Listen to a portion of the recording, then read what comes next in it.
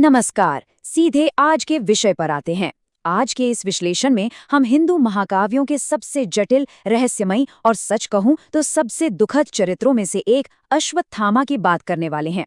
हम इस शानदार त्रिआयामी सफर के जरिए देखेंगे कि कैसे एक अजेय और महान योद्धा का पतन हुआ और कैसे उसकी सबसे बड़ी ताकत ही उसका सबसे भयानक श्राप बन गई। जरा सोचिए, जो चीज आपको अमर बनाती है वही आपकी सबसे बड़ी सजा बन जाए तो क्या होगा? अब इस स्क्रीन पर जो सवाल है उस पर गौर कीजिए। क्या अमरता यानी कभी न मरना एक वरदान है या सजा?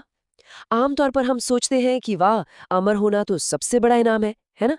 लेकिन जब हम अश्वत्थामा की कहानी देखते हैं तो ये पूरी धारणा ही पलट जाती है। चलिए समझते हैं कि ऐसा क्यों है। तो चिरंजीवी का कॉन्सेप्ट तो आप जानते ही होंगे, ऐसे अमर अस्तित्व जो इस युग के अंत तक जीवित रहेंगे। महाकाव्यों में हनुमान जी और परशुराम जैसे 8 चिरंजीवी माने गए हैं, जिनके लिए ये एक ईश्वरीय वरदान है।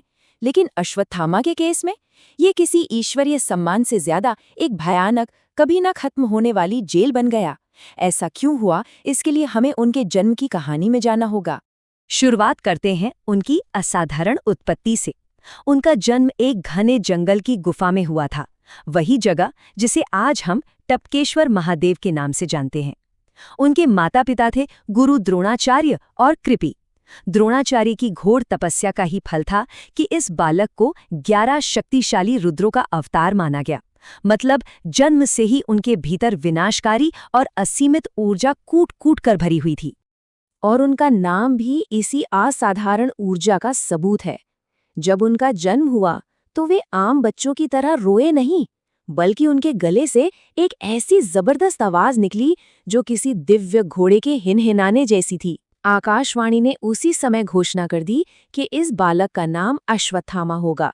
यह उनकी अपार शक्ति और आगे चलकर उनके महत्व का एकदम पहला और स्पष्ट संकेत था।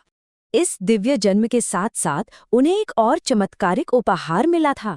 उनके माथे पर जन्म से ही एक जादुई मणि जड़ी हुई थी।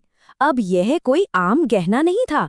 इस मणि ने उन्हें भूख, प्यास, थकान, बीमारी और यहाँ तक कि राक्षसी शक्तियों से भी पूरी तरह सुरक्षित कर दिया था। एक तरह से ये उनके लिए एक अभेद्य कवच था, जिसने उन्हें इंसानी कमजोरियों से बहुत ऊपर ला खड़ा किया था। लेकिन विडंबना देखिए, इतने ईश्वरीय वरदानों के बावजूद उनका बचपन घोर गरीबी में बीता।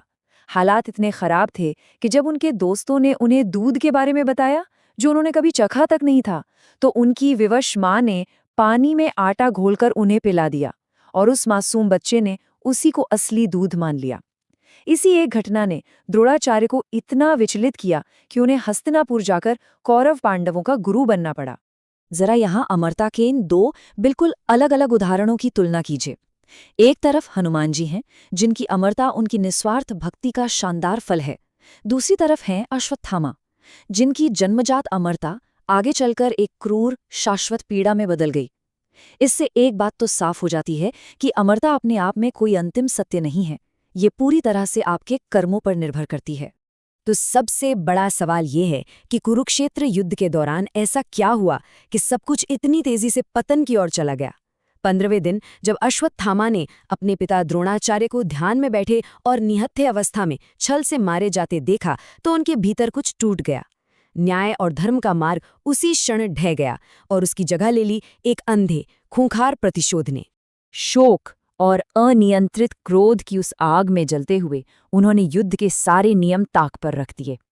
18वें दिन की रात को, जब कौरवों की हार लगभग तय हो चुकी थी, अश्वत्थामा ने सोते हुए पांडव शिविर पर एक खौफनाक और अंधकारमय हमला कर दिया। ये कोई आमने सामने की लड़ाई नहीं थी, बल्कि एक हताश और बौखलाए हुए योद्धा का क्रूर बदला था। और उस रात के अंधेरे और अफरा तफरी में एक ऐसी भयानक भूल हुई जिसे कभी माफ नहीं किया जा सकता। अंधेरे में अश्वत्थामा ने द्रौपदी के सोते हुए 5 युवा बेटों के सिर धड़ से अलग कर दिए। उन्हें लगा कि वो पांडव हैं।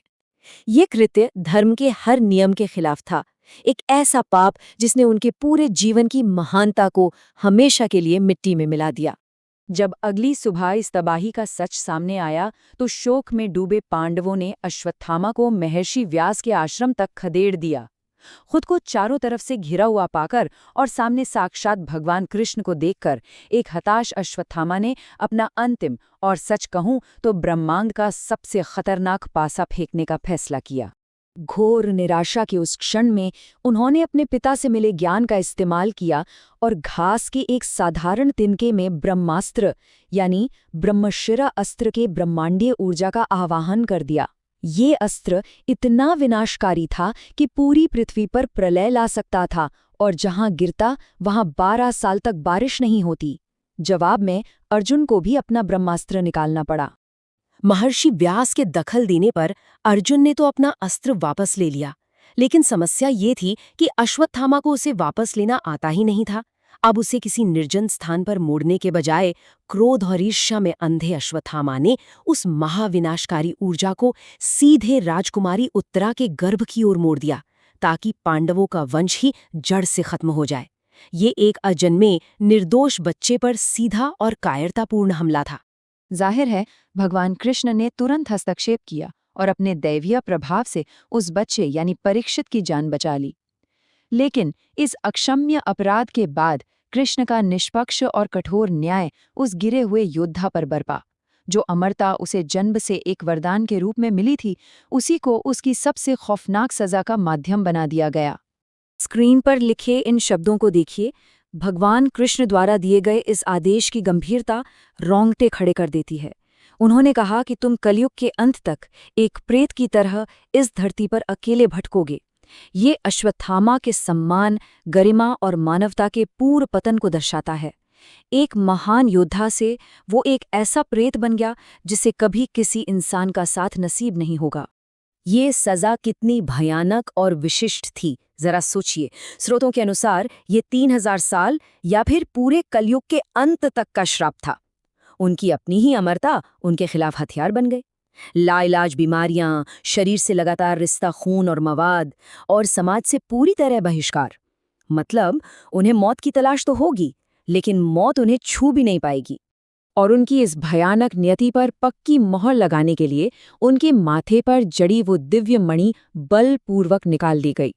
सोचिए, वो मणि जो जन्म से उनका रक्षा कवच थी, उसके निकलने के बाद वहां एक गहरा, कभी न भरने वाला घाव रह गया। एक ऐसा घाव जिससे हमेशा मवाद और रक्त बहता रहेगा। ये एक ऐसी शारीरिक और मानसिक पीड़ा थी जिसका कोई अंत नहीं था। अपने सारे गौरव, यश और सम्मान से पूरी तरह वंचित होकर अपनी ही सड़ती हुई काया में कैद अश्वत्थामा घने जंगलों की ओर लौट गए। वे एक ऐसे दुखद एंटी हीरो बन गए जो अपनी ही गलतियों का भारी बोझ ढो रहा है, बिना किसी उम्मीद के, बिना किसी साथी के, बस समय के अंत का इंतजार करने के लिए अभिशप्त। यहाँ सबसे दिलचस्प बात यह है कि आधुनिक लोक कथाओं में आज भी ये माना जाता है कि ये शापित योद्धा पृथ्वी पर भटक रहा है। आप मानेंगे नहीं, कई लोग आज भी दावा करते हैं कि उन्होंने मध्य प्रदेश के असीरगढ़ किले के शिव मंदिर में, नर्मदा के किनारों पर या हिमालय की तलहटी में एक विशालकाय व्यक्ति को देखा है, जिसके माथे पर एक ऐसा घाव है जो कभी नहीं भरता। ये पूरा विश्लेषण हमें एक अंतिम और झकझोर देने वाले विचार के साथ छोड़ जाता है। अनियंत्रित क्रोध और प्रतिशोध की असली कीमत क्या चुकानी पड़ती है। अश्वत्थामा की कहानी सिर्फ एक पुरानी कथा नहीं है, बल्कि एक कर्मों के भारी बोझ का एक ज्वलंत उदाहरण है। ये हमें याद दिलाता है कि जब शक्ति का दुरुपयोग होता है तो दुनिया के सबसे बड़े वरदान भी सबसे भयानक श्राप में बदल सकते हैं। इसी विचार के साथ हमारा आज का यह विश्लेषण यहीं समाप्त होता है।